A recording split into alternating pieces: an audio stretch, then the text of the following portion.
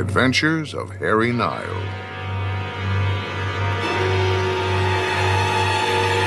Chapter 1. The rain in Seattle doesn't fall so much as it settles into your marrow and stays there until July. I was sitting at my desk with my heels propped up on the scratched oak, watching the water track down the dirty glass of the window, when the door handle turned. It was past 8 on a wet Thursday night, the kind of hour when only two types of people came looking for a private investigator, the ones who were in deep trouble and the ones who were about to cause it. She was the second kind, wrapped in a blue trench coat that looked expensive enough to pay my rent for 6 months.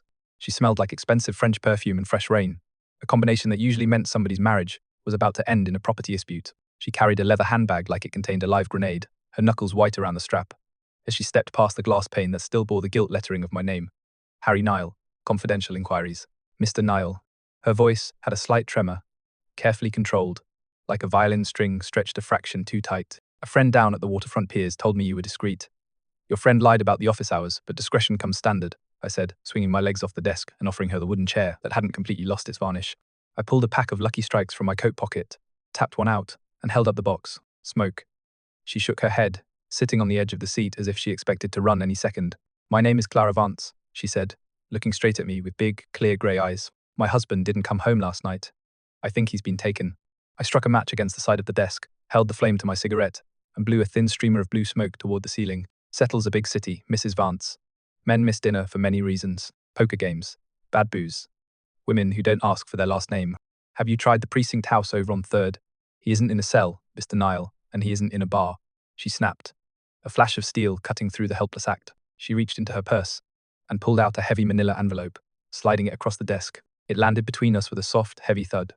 Arthur works for the Port Authority. He left his office at 5 yesterday afternoon to meet a man named Bruno at the docks regarding a shipping manifest. He left his ring, his watch, and his wallet on his desk, but he never made it home to Queen Anne. I reached over, picked up the envelope, and slid out the contents.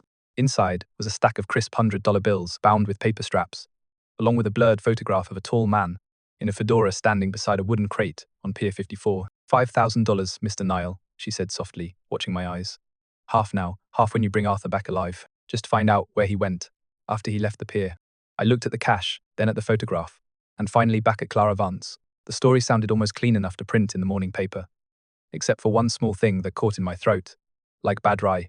Her coat was dripping wet, her hair was slicked back from the downpour outside, but the soles of her high-heeled shoes were bone dry. She hadn't walked up from a cab in the rain. She'd been waiting in the dry hallway, outside my door for a long time, before she gathered the nerve to knock. All right, Mrs. Vance, I said, sliding the envelope into my top drawer and locking it with a small brass key. I'll take a walk down to the docks and see who's talking tonight. But if your husband left his wedding ring behind on purpose, you might not like what I find at the end of the pier. She didn't answer. She just stood up, pulled her collar tight around her throat, and stepped back out into the dark, shadowy hallway, leaving the faint scent of foreign flowers behind in the smoky air. Chapter 2. The rain had turned into a steady, grey needle spray. By the time I made it down to Pier 54, the salt air smelled of creosote, diesel exhaust, and dead fish, the kind of stench that clings to your coat until you burn it. I popped the collar of my trench coat, shoved my hands deep into the pockets, and ducked into the warm, smoky haze of the rust anchor, a dive bar perched so close to the water you could hear the timber piles groaning underneath the floorboards.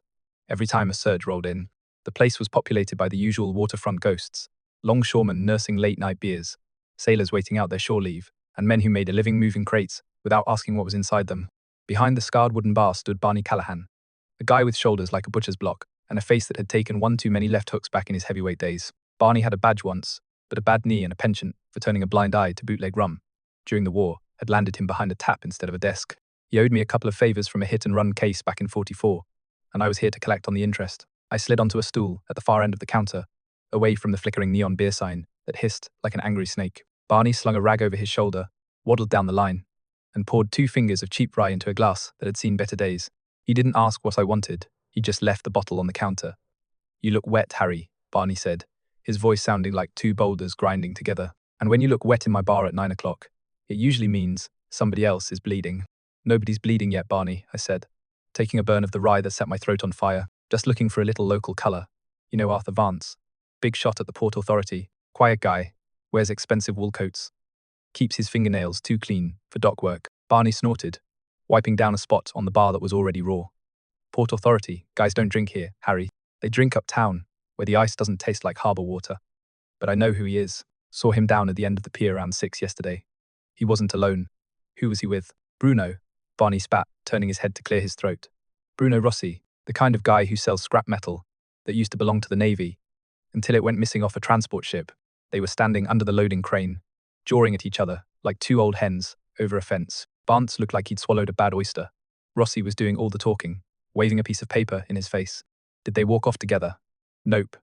Rossi got into a black Buick sedan and burned rubber toward Alaskan Way. Vance stood there in the rain for 5 minutes, looking down at his hands like he didn't recognize them. Then he walked over toward the tally clerk's shack at the end of the slip. I finished my drink and pushed a crumpled dollar bill across the damp wood. Rossi is still running his operation out of that warehouse on Western. Last I checked, Barney said, scooping up the bill. But if you're going down there to ask him about Port Authority business, bring something heavier than that snarky mouth of yours. Harry, Bruno's got 2 boys from Tacoma, holding down his door, and they don't do much talking before they start swinging the lead. I thanked Barney, left the rest of the rye, and pushed back out into the cold Seattle air. The streets along the waterfront were slick as grease, reflecting the amber glare of the street lamps like pools of spilled oil. Barney's story made sense on the surface, but something about the rhythm of it was offbeat. If Vance was getting squeezed by a dockside racketeer, like Rossi over shipping manifests, he wouldn't leave his wedding ring and gold watch behind on his office desk. A man leaving his valuables behind wasn't fleeing a mobster. He was either making a statement, or he was planning on becoming someone else entirely. I struck a match against the wet brick wall of the alley, lit a fresh Lucky, and watched the smoke vanish into the fog as I headed toward Western Avenue. Chapter 3. The rain picked up as I cut up the timber stairs toward Western Avenue, driving sideways off Elliott Bay and plastering my hat to my forehead. The warehouse sat squeezed between an abandoned cold storage plant and a fish processing shop that smelled like a sun-baked pier at low tide. Up top, behind a dusty third-story window, a pale square of yellow light cut through the gloom.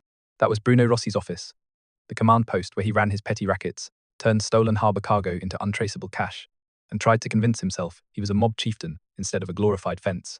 I slipped through the side alley where the trash cans were piled up, taking the iron fire escape 2 steps at a time to keep my shoe leather from slapping the wet metal. When I reached the small landing outside the office window, I ducked below the sill and peered inside through the grimy pane. Bruno Rossi was sitting behind a big metal desk that looked like it had been salvaged from a Navy surplus sale. He was a squat man with a neck thicker than his head, wearing a checkered suit jacket that looked 2 sizes too small across his broad shoulders. Beside him stood one of his Tacoma heavies, a thick-jawed gorilla named Sal, who was currently cleaning his fingernails with a bone-handled switchblade. Sitting in a folding chair across from the desk, looking like he was about to faint into his lap, was a nervous little man in a wet gabardine suit. It took me 3 seconds to recognize the guy in the chair. It wasn't Arthur Vance, the missing Port Authority executive. It was Frankie Miller, a low-rent bookkeeper who worked out of a tiny broom closet office near the docks, cooking books for small-time shippers who couldn't afford a real accountant. "I don't have the ledgers, Bruno," Frankie was stammering, his hands trembling so violently he could barely hold his wet brim hat. "I swear to God, Arthur came in yesterday afternoon, paid his bill in cash, and took every single page regarding the Pier 54 manifests. He said he was clearing the slate." "Clearing the slate?" Bruno barked, slamming a heavy, hairy fist onto the desks so hard a glass inkwell jumped. "He owes me 20 grand on those manifests. If those books aren't in my hands by midnight, the boys from the district attorney's office are going to be asking why my name is stamped on those timber crates." "Where is he, Frankie?" "I don't know," Frankie squawked, shrinking back as Sal folded his knife with a loud click. "He said something about taking the midnight ferry to Bremerton, but he didn't have his luggage. He looked like he was running from a ghost." I stayed crouching on the cold iron fire escape, listening to Frankie sweat, while the cold rain trickled down the back of my collar. The picture was getting muddy, and not just because of the Seattle weather. If Arthur Vance was running from Bruno Rossi over $20,000 in dirty dock manifests, he had plenty of reason to be scared. But Bruno clearly didn't have him. Bruno was panicking just as hard as the bookkeeper, terrified that Vance was going to blow the whistle or disappear with the paper trail that tied them both to a federal grand jury indictment. And then there was the matter of Clara Vance, the blue-coated blonde who had sat in my office less than 2 hours ago, dropping $5,000 in cash on my desk, and telling me her husband had been snatched by a guy named Bruno at the piers. She had handed me a photo of her husband standing next to Rossi, claiming Vance was an innocent man kidnapped from his post. But Rossi was sitting right here, completely in the dark, hunting Vance as hard as I was. Clara hadn't hired me to find a missing husband. She had hired me to point a finger at Bruno Rossi, laying down a trail of breadcrumbs that would make the cops think Bruno had bumped Vance off before the man could talk. She wanted Rossi taking the heat for a murder, while Arthur Vance quietly rode a ferry into the fog, with a suitcase full of dirty money and a clean record. I took a quiet step backward on the iron landing, intending to slip back down to the street before Sal or Bruno noticed the shadow outside their window, but my heel caught the edge of a rusted drainpipe, sending a shower of loose gravel and wet rust clattering down into the alley below, like a handful of tossed coins. Inside the room, Sal's head snapped toward the window. "Who's out there?" he bellowed, reaching under his coat for a heavy leather shoulder holster. Chapter 4. I didn't wait around for Sal to introduce himself with lead. As soon as his hand reached inside his coat, I turned on my heel and took the iron fire escape stairs 3 at a time, my wet soles slapping the metal like pistol shots in the narrow alley. Behind me, the office window shattered outward in a rain of glass as Sal shoved his broad shoulders through the frame, squeezing off a wild shot that bit into the brick wall, 6 inches above my head. The crack of the heavy revolver echoed off the damp masonry, swallowed almost instantly by the rumble of a heavy freight truck rolling down Western Avenue. I hit the pavement at the mouth of the alley, skidded on the wet oil patches, and kept running until I reached the shadow of a dark storefront 3 blocks south. My lungs burned with the cold night air, and my heart was hammering against my ribs like a trapped bird. But I had enough distance to breathe. Sal wasn't going to chase me far into the downpour. Guys like him preferred short fights in small rooms where they didn't have to run in the rain. I pulled my hat down low over my eyes and ducked into an all-night diner on First Avenue to collect my thoughts. The joint smelled of stale coffee, burnt onions, and old tobacco smoke. I found a booth in the back corner, away from the streetlights, and ordered a black coffee from a tired waitress who didn't give me a second glance. I took out the Lucky Strikes, lit one with steady fingers, and laid the small pieces of the puzzle out on the Formica table in front of me. Something was wrong with the timeline, and the more I thought about it, the more the grease began to show through the paint. Clara Vance had walked into my office just after 8 o'clock, claiming her husband had vanished the previous afternoon, around 5. She had given me $5,000 in fresh bills and pushed me toward Pier 54 and Bruno Rossi. But according to Barney Down at the bar, Vance was seen arguing with Rossi at 6 yesterday evening, and Frankie Miller had just sworn that Vance walked into his office later that night to wipe out his bookkeeper's records. If Vance was clearing his paper trail late last night, he wasn't lying in a ditch at the bottom of the harbour. He was getting his ducks in a row. But the detail that really stuck in my craw, the one that had bothered me since Clara sat in my wooden client chair, was her dry shoes. She had claimed she came straight from her house on Queen Anne in a panic, but her shoes were as dry as a bone in the desert, while her coat was soaked. She hadn't been running around in the Seattle storm looking for a lost husband. She had been waiting in my warm, dry hallway, perfectly composed, waiting for the clock to hit 8 so she could pitch her little tragedy to a private eye. And then, there was the manila envelope she'd handed me. It contained $5,000 in crisp, uncirculated $100 bills. Where does the wife of a mid-level Port Authority clerk get $5,000 in cash on a moment's notice? Clerks don't keep that kind of folding money sitting in a sugar bowl in the kitchen. That kind of cash comes from a bank vault or a payoff, and it comes out in neat paper straps, just like the ones sitting locked in my desk drawer. I took a sip of the bitter diner coffee and let the heat spread through my chest. Arthur Vance wasn't the victim here, and Clara Vance wasn't a grieving wife looking for help. They were playing a team game, and I was being used as the referee to make sure the fall guy took the blame. If Arthur had stolen money or shipping manifests from the docks, he needed someone to take the blame so the Port Authority and the cops wouldn't look too hard at his trail. By sending me after Bruno Rossi, Clara was framing Rossi for a kidnapping or a murder that hadn't even happened yet. I dropped a dime into the payphone by the diner's restrooms and dialed the home number for the precinct house desk sergeant, a guy named Miller who usually knew which way the wind was blowing for a $5 bill. It was time to find out if Arthur Vance had any other secrets locked away in his personal life before the couple pulled off the final act. Chapter 5. Miller picked up on the 5th ring, his voice sounding like a rusted gate hinge grating in the middle of the night.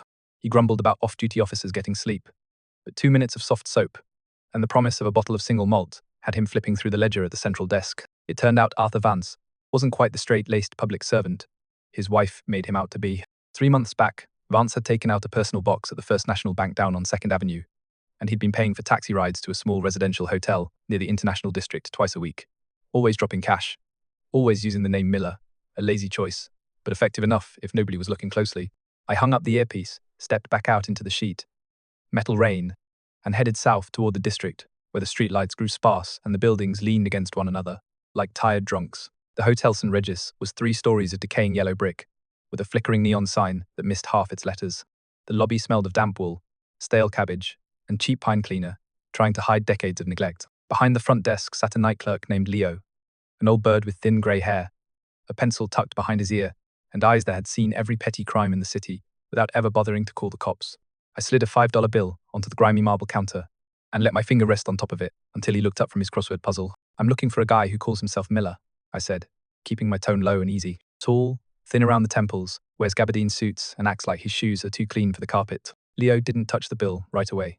He squinted at me through thick spectacles, his tongue tracing his upper lip. "Lots of guys come through here, calling themselves Miller, friend. It's a popular family name." I dropped a second 5 on top of the first.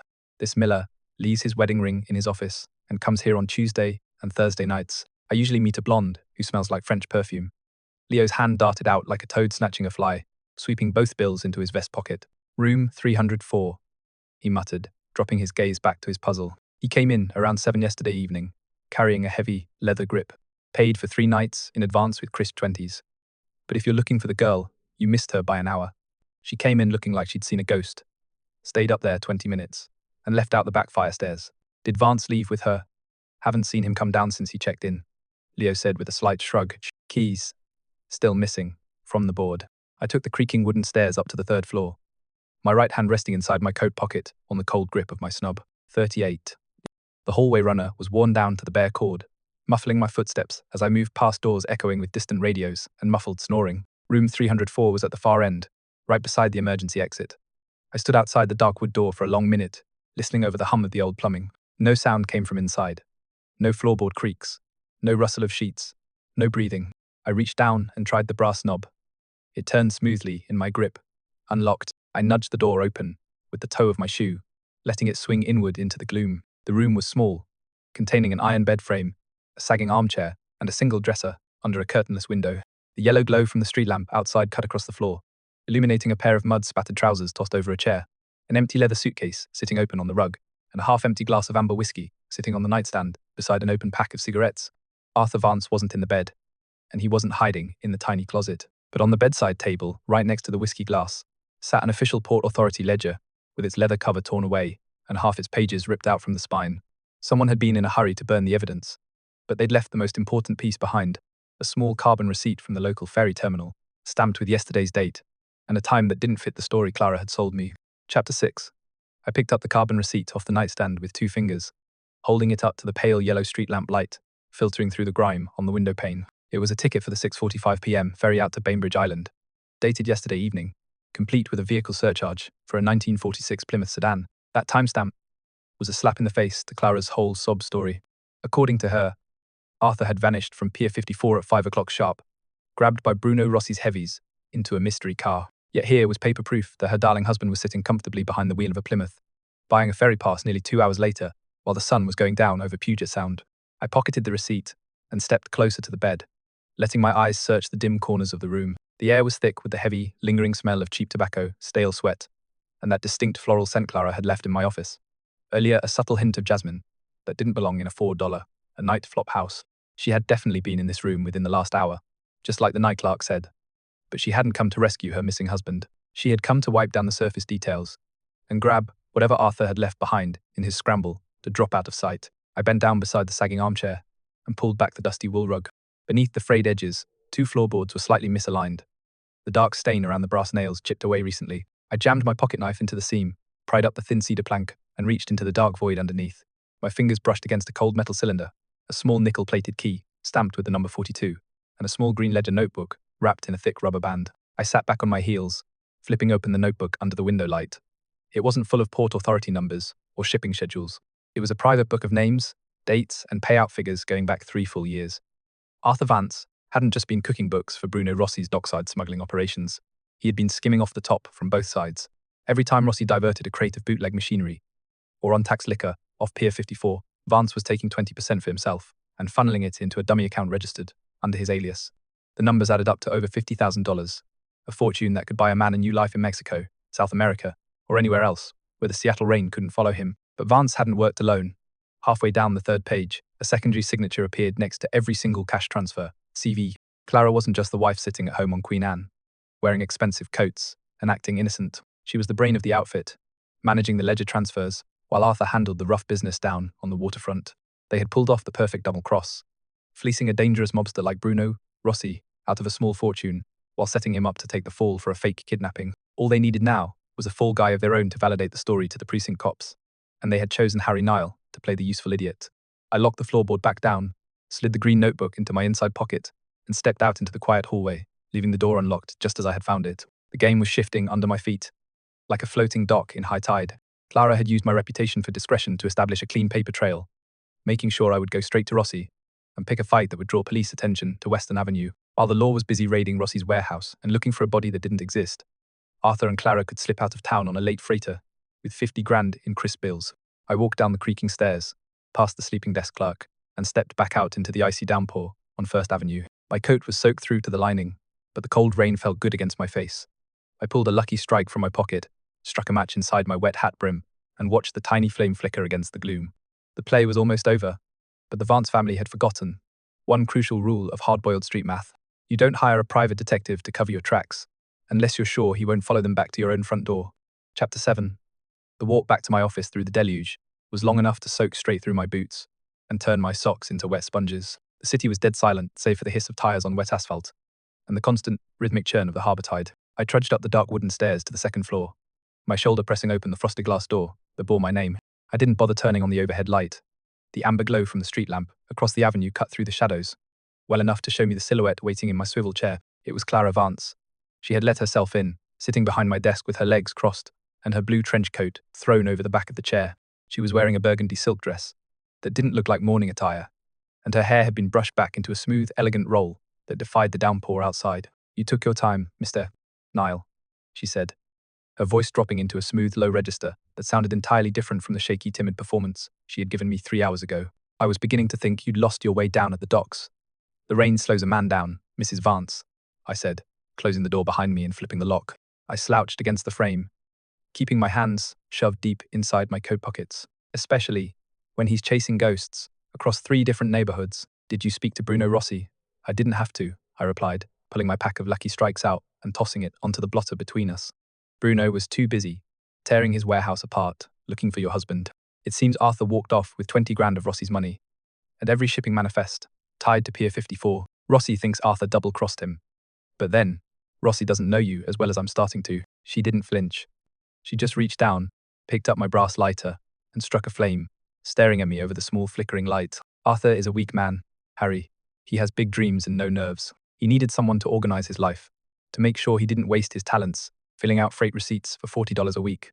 And you were happy to be the business manager," I said, stepping closer to the desk. "You sent me down to Western Avenue to rattle Rossi's cage. You wanted me to get into a shooting match with his heavies, draw the precinct cops down to the docks, and give the newspapers a nice, sensational story about a Port Authority clerk getting snatched by the mob.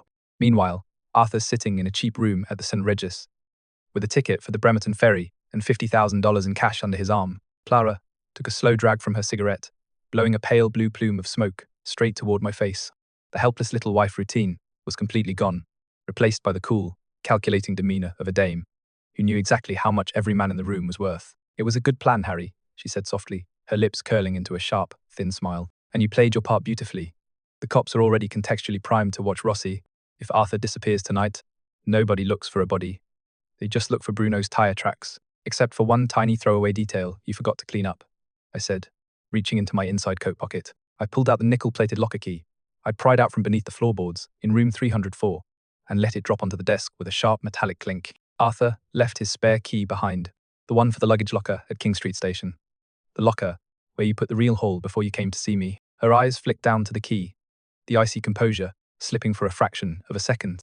The small muscle along her jaw tightened, and the hand holding her cigarette trembled, just enough to drop a speck of ash onto my desk pad. "You're smarter than you look, Mr. Nile," she whispered, her voice hardening like cooling cement. "I'm not smart, Clara," I said, leaning over the desk until my face was 6 inches from hers. "I'm just tired, wet, and tired of getting played for a fool by people with expensive perfume." Chapter 8. Clara looked at the nickel-plated key sitting between us on the blotter, her face completely drained of whatever warmth she'd brought into the room. She didn't reach for it, and she didn't jump out of her seat. She just sat there, listening to the rain rattle against the window glass, like a fist knocking on the door. The game was unraveling in her hands, but she wasn't the type to panic until the handcuffs were snapped around her wrists. "You think you've got it all mapped out, don't you, Harry?" she said, her voice dropping an octave into a low, venomous purr. "You think you can just march down to King Street, open a metal locker, and walk away with the jackpot, while Arthur and I take the fall?" "I don't care about the jackpot, Clara," I said, leaning back against the edge of the desk and picking up my pack of lucky strikes. "I care about the $5,000 you dropped on my blotter 3 hours ago. It's dirty money, and dirty money always brings a crowd. Right now, Bruno Rossi's got 2 torpedoes out on the street, looking for your husband, and the precinct desk sergeant is 2 minutes away from putting out an APB on a black Plymouth sedan. You didn't build a getaway plan. You built a fuse, and it's burning down fast." She let out a dry, bitter laugh that had zero humor in it. "Arthur is a coward, Harry. He was supposed to be waiting at the ferry terminal at 9 o'clock with the ledger. Instead, he panicked, hid in that filthy flop house on First Avenue, and dropped the key down a floorboard because he thought he saw Rossi's car tailing him. He's out at the waterfront right now, shaking like a dog in the rain, waiting for me to bring him his ticket out of this city. Then you'd better go keep him company, I said, striking a match and lighting my cigarette. Because if Rossi finds him first, Arthur won't be taking a ferry anywhere. He'll be taking a dive off Pier 54 with a pair of concrete boots. Clara stood up slowly, smoothing the front of her silk dress with hands that were completely steady now. The helplessness she'd faked when she first walked into my office was dead and buried. What was left was a stone-cold grifter who knew when a bluff had been called. She picked up her leather handbag, slid the strap over her shoulder, and looked at me with eyes that could have chipped glass. "What's your price, Nile?" she asked flatly. "You didn't call the precinct, and you didn't hand that key over to Rossi. You're holding it because you want a cut of 50 grand. Name your figure, and we walk out of here together." I blew a streamer of grey smoke toward the ceiling, watching it dissolve into the dim room. "I don't want your 50 grand, Clara. I want the Port Authority ledger, the real one, with all the names and payoffs. The one that puts Rossi in a federal penitentiary for the next 20 years, and keeps my name out of the papers when the grand jury starts handing out indictments." She stared at me for 3 long seconds, evaluating the offer, weighing the odds of shooting her way out against taking the deal. Finally, she let out a slow breath through her nose. "The ledger's not in the locker at King Street," she said softly. "Arthur's got it strapped to his ribs. He's sitting in an abandoned boathouse at the end of slip 4, waiting for me to bring the key and the rest of the cash. If you want that book, you'll have to come with me and take it off him yourself." I looked at the desk clock ticking on the shelf. It was 11:15. The storm outside was howling like a drowned cat, and the air in the room was getting thick with the stink of a trap. But I didn't have much choice. If I wanted to clear my desk and get out of this mess with my license intact, I had to walk into the dark with the dame who had built the cage. I snatched the nickel key off the blotter, slipped it back into my coat pocket, and gestured toward the door. "Lead the way, Clara," I said. "Let's go see how Arthur handles the company." Chapter 9. The rain was relentless by the time we reached slip 4, pounding the wooden planks of the pier into a slick black ribbon that stretched out into the harbour gloom. The wind off Puget Sound blew cold and mean, carrying the sharp stink of dead tide and diesel fuel. Clara walked ahead of me, her high heels clicking a frantic rhythm against the waterlogged timber, her blue coat billowing around her like a sail. At the far end of the slip, looming out of the fog like a sunken barge, sat the old wooden boathouse, its roof sagging under the weight of decades of rain. I had my hand wrapped tight around the 38 inches my coat pocket, my thumb resting on the cold steel hammer. Every shadow between the stacks of lumber looked like Sal, and every gust of wind sounded like a Buick's tires rolling over wet gravel. Clara didn't look back. She just marched straight to the low wooden door of the boathouse, shoved it open, and stepped into the pitch-black interior. "Arthur," she called out, her voice echoing off the damp, rotted walls. "It's me." I brought Nile. A match flickered to life in the back corner of the room, illuminating a hollow-cheeked man sitting on an overturned oil drum. Arthur Vance looked like he'd been dragged through a mile of river mud. His gabardine suit was torn at the elbow, his tie was crooked, and his eyes were wide, red-rimmed, and wild with the kind of fear that turns a smart man stupid. In his trembling right hand, he held a blued .32 automatic, pointing it erratically at my chest. "Why did you bring him here, Clara?" Vance shrieked, his voice cracking on the high notes like a broken bell. "He's a peeper. He's going to bring Rossi. He's going to bring the cops." "Shut up, Arthur," Clara snapped, stepping between the gun and me with terrifying coldness. "Nile knows about the ledger. He knows about the locker at King Street. He's here to take the Port Authority book, so Rossi takes the fall. And then we're leaving." "Nobody's going anywhere just yet," I said, stepping carefully around a pile of rotted rope to keep my boots on solid footing. "Put the popgun down, Vance. You're shaking so bad, you're liable to shoot yourself in the foot before you hit me." "I took the money," Vance babbled, ignoring me, his eyes darting toward the dark ceiling joists, as if he expected the roof to cave in. $50,000 from the pier accounts. It was easy, Harry. Just pencil strokes. But Rossi knew. Rossi's got men everywhere. "Rossi doesn't know a damn thing except that you owe him money," I said, stopping 5 feet from the barrel of his gun. "You and Clara built a sweet little lie, Arthur. You wanted to play the big shot, steal the dock funds, frame a mobster, and run off to South America with a dame who's got twice the guts you'll ever have. But you left a trail of paper from First Avenue, all the way to the ferry slip." "It doesn't matter now," Clara said, stepping closer to her husband and reaching out a gloved hand toward his coat. "Give him the green ledger, Arthur. Give it to him so we can get to the station before the Midnight Express pulls out." Vance hesitated, his finger tightening on the trigger of the .32. "The book? No, Clara, the book is our insurance. If we give him the ledger, Rossi will hunt us down." "Rossi isn't going to hunt anyone, Vance," I said softly, reaching into my coat with my left hand and pulling out the green notebook I'd pried out from beneath the floorboards at the Sant. "Regis." I held it up in the dim matchlight. "Because I already have your private payoff book, the one with your handwriting, Clara's initials, And 3 years of stolen shipping numbers. Arthur's mouth fell open, his eyes darting from the book in my hand to Clara's face. You had that in the hotel, he stammered, looking at his wife like she'd just struck him across the mouth. You said you burned it. Clara didn't answer him. Her hand flashed into her handbag, with the speed of a striking viper, coming up with a small, snub-nosed revolver. But she didn't point it at me. She shoved the short barrel directly into her husband's ribs. Chapter 10. The silence in the boathouse stretched so tight you could hear the individual drops of rain, punching through the rotted cedar shingles. Overhead, Arthur Vance stood frozen, his eyes wide as saucers as he stared down at the small steel barrel, resting against his ribs. The weak, trembling bravado he'd carried 3 seconds ago vanished into thin air, leaving behind a terrified clerk who realized too late that he was the only contestant in a 2-man game who hadn't read the rules. Clara, Arthur whispered, his voice barely a rattle in his throat. What are you doing, Clara? It's me, we're a team.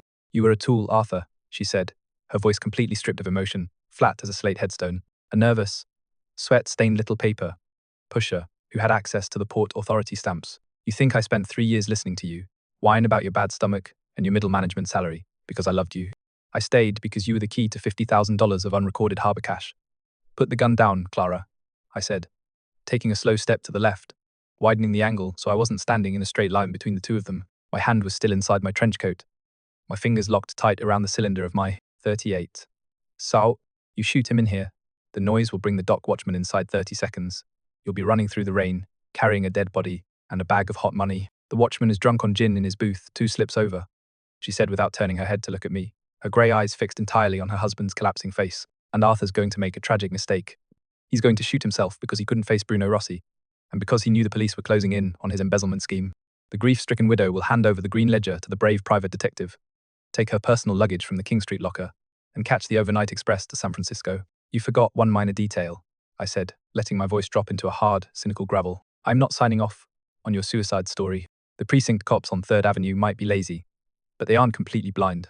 A contact shot to the ribs, at a 45-degree angle, doesn't look like a guy taking his own way out. It looks like a hit, and I'll be standing right here to tell the coroner who pulled the trigger. Arthur made a wet, pathetic gurgling sound in his throat, his hand trembling so violently that he dropped his .32 automatic. The little gun clattered onto the wet floorboards, sliding toward the edge of the dark water where the tide was slapping against the wooden piles. Clara didn't flinch. Her finger tightened on the trigger of her own revolver, her jaw setting like hard cement. She was going to pull it anyway, willing to take her chances with a murder charge rather than walk away from the 50 grand empty-handed. I didn't give her the chance. I pulled my .38 from my coat pocket and fired once, pointing low into the floorboards right between her high-heeled shoes.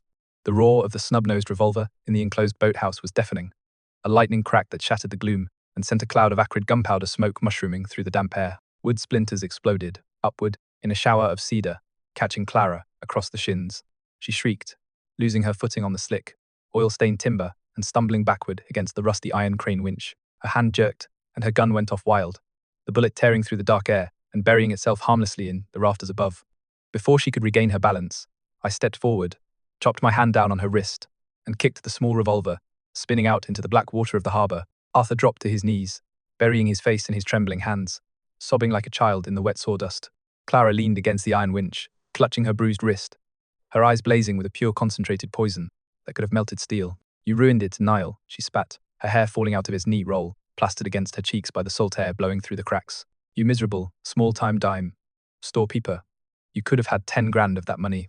10 grand buys a lot of rye, Clara, I said, keeping my .38 trained on her chest, while I used my left hand to haul Arthur up by his wet coat collar. But it doesn't pay for the kind of sleep I like to get at night. Stand up, Arthur. We're taking a little walk up to 3rd Avenue to see Sergeant Miller. Chapter 11. By 2 inches the morning, the rain had turned into a thick, clingy fog that blanketed the city in cold grey cotton. The precinct house on 3rd Avenue smelled of wet wool, tobacco juice, stale coffee, and the unique, sour stink of human misery that settles into the walls of a police station over 50 years. Sergeant Miller sat behind his high desk, his spectacles perched on his nose, squinting at the green ledger and the stack of paper straps we'd hauled up from the docks. Arthur Vance sat on a bench in the corner, looking 20 years older than his age, staring blankly at his own polished shoes while a uniform typed up his confession on an old Underwood. Clara sat across from him, on the wooden bench, her coat thrown over her shoulders, her grey eyes fixed on the blank wall ahead. She hadn't said a word since we left slip 4, her silence cold, precise, and completely unbroken. She wasn't crying, and she wasn't asking for a lawyer. She was just sitting there like a queen who'd lost a chess match or a stupid mistake. You brought in a real circus tonight, Harry, Miller said, dipping his pen into an inkwell and making a slow notation in the central logbook. The boys down at Western Avenue just picked up Bruno Rossi and his two gorillas. Bruno was so mad he was spitting blood. But when we showed him the ledger entries with his initials on the shipping manifests, he shut his mouth real quick. The district attorney's going to have a field day with this lot. Glad I could make the city a safer place for dirty politicians and small-time bookies, Sergeant, I said, leaning against the wooden counter and rubbing the back of my neck where a dull ache was settling in. What about the cash from the train station locker? Miller asked, nodding toward the heavy canvas bag sitting on the floor beside my wet boots. It belongs to the Port Authority, I said, sliding the canvas bag across the wooden floor with the toe of my shoe. Every penny of it, minus my standard $50 a day plus expenses, which I'll be billing the city treasurer for in the morning. Miller snorted, a dry, coughing laugh that rattled in his broad chest. Good luck getting the city treasurer to pay off on a privatized expense account.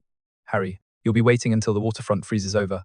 I've waited longer for worse money, I muttered, turning my collar up against the draft, sneaking in through the precinct doors. I took one last look at Clara Vance before I left. She didn't look up, didn't offer a final curse, and didn't ask for a cigarette. She just sat there in the harsh yellow light of the precinct station, perfectly still, waiting for the iron cell doors to lock behind her.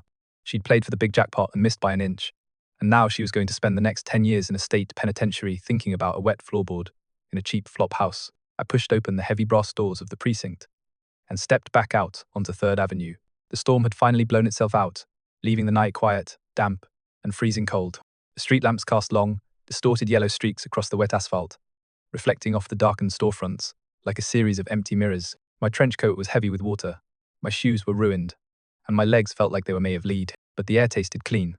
After 4 hours of gunsmoke and bad coffee, I reached into my pocket, pulled out my last crumpled Lucky Strike, and smoothed out the damp paper with my thumb. I struck a match against the wet brick facade of the precinct building, held the small flame to the tip, and inhaled the warm smoke deep into my lungs. Seattle hadn't changed a bit while I was down at the docks. The rain would be back by morning. Bruno Rossi's lieutenants would be running the waterfront by next week, and some other poor sap with $50 in his pocket would walk up the creaking stairs to my office, looking for a miracle. Nothing was really fixed. Nobody was going home happy, and the city was still as crooked as a dog's hind leg. I adjusted my fedora, shoved my hands deep into my pockets, and stepped out into the foggy darkness, leaving the case and the Vance family behind in the quiet night.